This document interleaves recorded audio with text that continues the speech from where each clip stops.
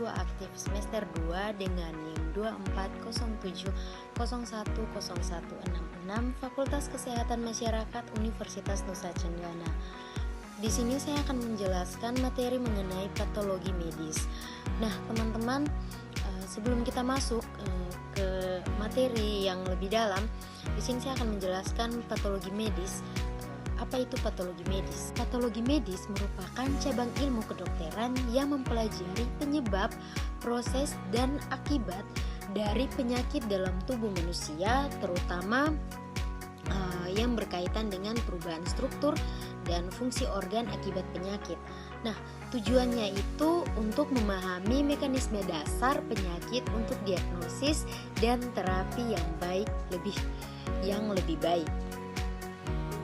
Nah, teman-teman, di sini saya akan memberikan salah satu contoh penyakit dari patologi medis. Contoh penyakitnya itu ada diabetes mellitus tipe 2.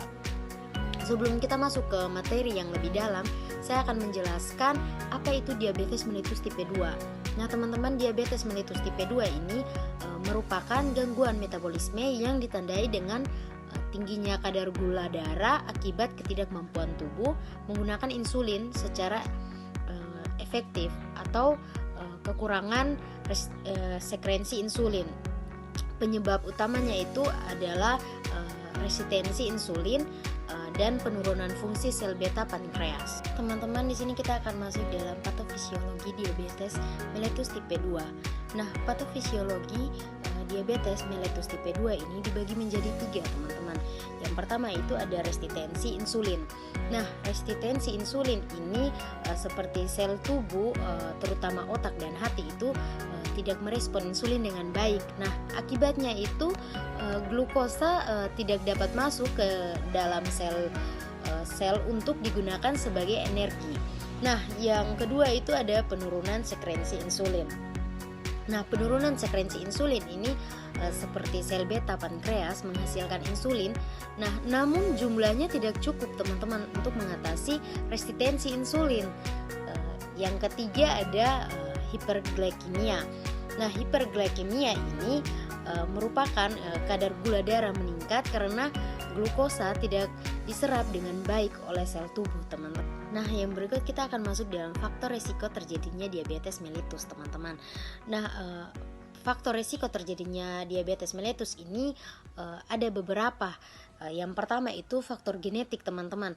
Nah, faktor genetik ini biasanya itu diturunkan dari keluarga dengan penyakit diabetes. Yang kedua itu ada obesitas. Obesitas ini terutama penumpukan lemak atau visceral atau biasa disebut di sekitar organ, begitu, teman-teman. Nah, yang ketiga itu ada kurangnya aktivitas fisik, seperti tidak pernah berolahraga atau berolahraga secara tidak teratur, begitu, teman-teman. Yang berikut ada usia, ya, teman-teman. Nah, resiko peningkatan seiringnya bertambah usia itu terutama di atas 45 tahun, teman-teman. Yang berikut itu ada diet tidak sehat, teman-teman. Diet tidak sehat itu seperti kita mengonsumsi makanan tinggi kalori dan gula.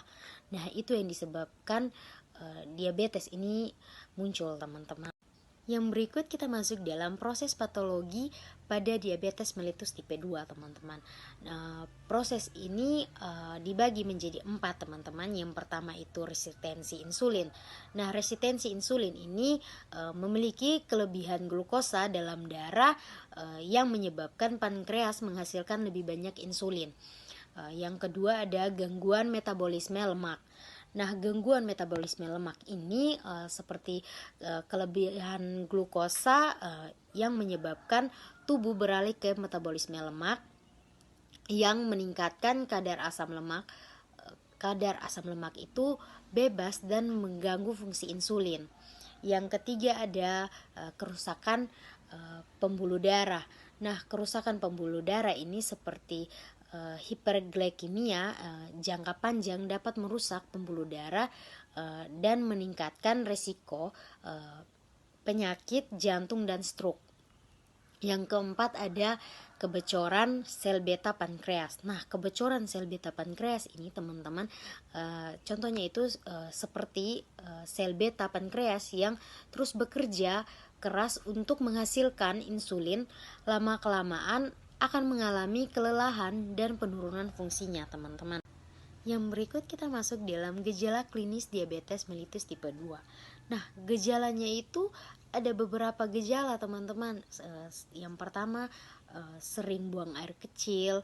Yang kedua itu ada rasa haus yang berlebihan. Yang ketiga ada kelelahan. Yang keempat itu ada penglihatan kabur. Yang kelima ada luka yang sulit sembuh. Yang keenam itu ada infeksi kulit dan gusi yang sering terjadi, teman-teman. Nah, yang berikut kita masuk dalam komplikasi jangka panjang. Nah, komplikasi jangka panjang ini dibagi menjadi beberapa, teman-teman. Yang pertama itu penyakit jantung dan pembuluh darah. Nah, contohnya itu seperti terkena serangan jantung, stroke, dan penyakit jantung koroner. Yang kedua itu ada neuropati. Nah, neuropati ini seperti contohnya itu seperti rasa kesemutan, mati rasa, dan nyeri di tangan dan kaki, teman-teman.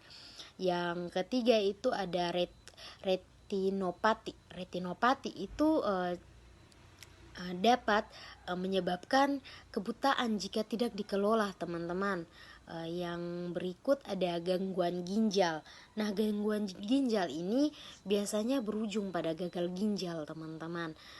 Yang berikut ada infeksi. Infeksi ini berujung pada gangguan pada penyembuhan luka dan infeksi berulang. Yang berikut kita masuk dalam diagnosis diabetes mellitus tipe 2. Nah, diabetes mellitus tipe 2 ini dibagi menjadi beberapa, teman-teman. Yang pertama tes gula darah puasa, yang kedua ada tes toleransi glukosa oral, yang ketiga ada tes HbA1c. Nah, yang berikut kita masuk dalam pengelolaan diabetes mellitus tipe 2. Nah, pengelolaan diabetes mellitus tipe 2 ini dibagi menjadi 3, teman-teman. Yang pertama ada modifikasi gaya hidup. Modifikasi gaya hidup itu seperti diet sehat. Diet sehat ini yang contohnya itu kayak kita menghindari karbohidrat sederhana dan memperbanyak konsumsi sayur dan buah. Seperti dan juga ada olahraga teratur. Nah, olahraga teratur itu olahraga yang minimalnya itu 150 menit per minggu, teman-teman. Yang kedua ada obat-obatan. Nah, obat-obatan itu ada metformin.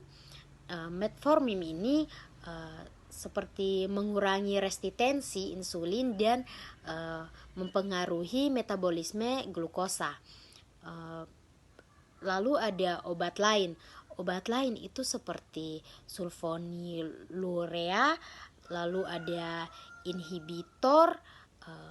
inhibitor SGLT2 dan insulin. Yang ketiga itu ada monitoring gula darah. Monitoring gula darah itu seperti pengawasan berkala untuk menyesuaikan pengobatan dan pola hidup.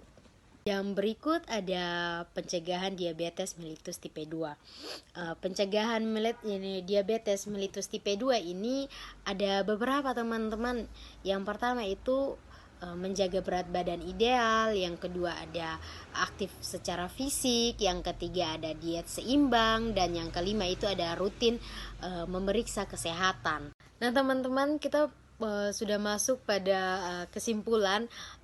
Jadi di sini kesimpulannya itu diabetes mellitus tipe 2 adalah penyakit metabolik yang dapat dikelola dengan perubahan gaya hidup, pengobatan, dan pemantauan yang tepat. Dan juga pencegahan sejak dini melalui gaya hidup sehat sangat penting untuk menghindari komplikasi serius, teman-teman.